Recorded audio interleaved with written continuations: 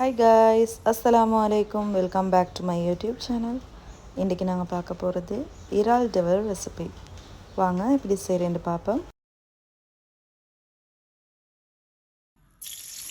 So first ஒரு பேனில் oil சேர்த்துக்கொள்ளணும். நான் இன்றைக்கி எடுத்துக்கிறது வெங்காயம் ஃப்ரை பண்ணின ஆயில்.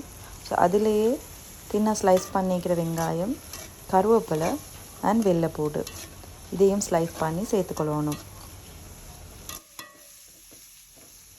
அண்ட் இப்போ இது கூட ஒரு கிழங்கை தின்னாக ஸ்லைஸ் பண்ணி சேர்த்துக்கோங்க.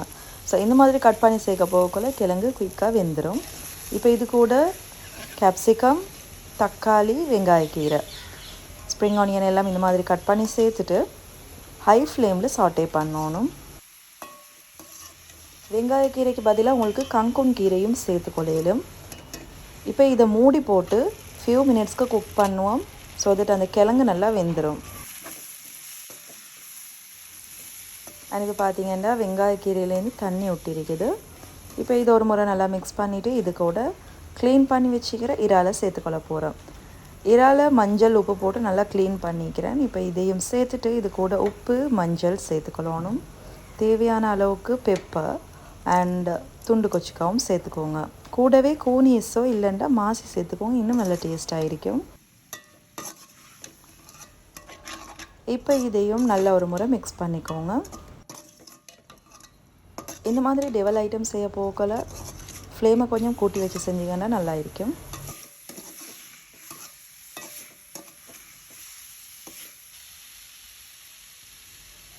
ஃபைனலாக இது கூட ஆயிஸ்டர் சாஸ் கொஞ்சமாக ஆட் பண்ணிக்கொள்கிறேன். ஆயிஸ்டர் சாஸ்க்கு பதிலாக உங்களுக்கு சாய் சாஸ் சேர்க்கலும், அப்படி இல்லைன்னு சொன்னால் டொமேட்டோ கேச்சப் சரி சேர்த்துக்கொள்ளையிலும்.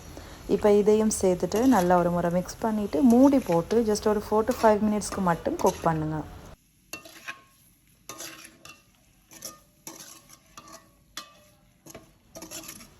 இறாலை சேர்த்துட்டு மிச்ச நேரம் குக் பண்ணினோம்னா இறால் ரப்பர் மாதிரி ஆகிடும். ஸோ ஒரு 5 மினிட்ஸ் மட்டும் குக் பண்ணிங்கன்னா நல்லாவே போதுமாகும்.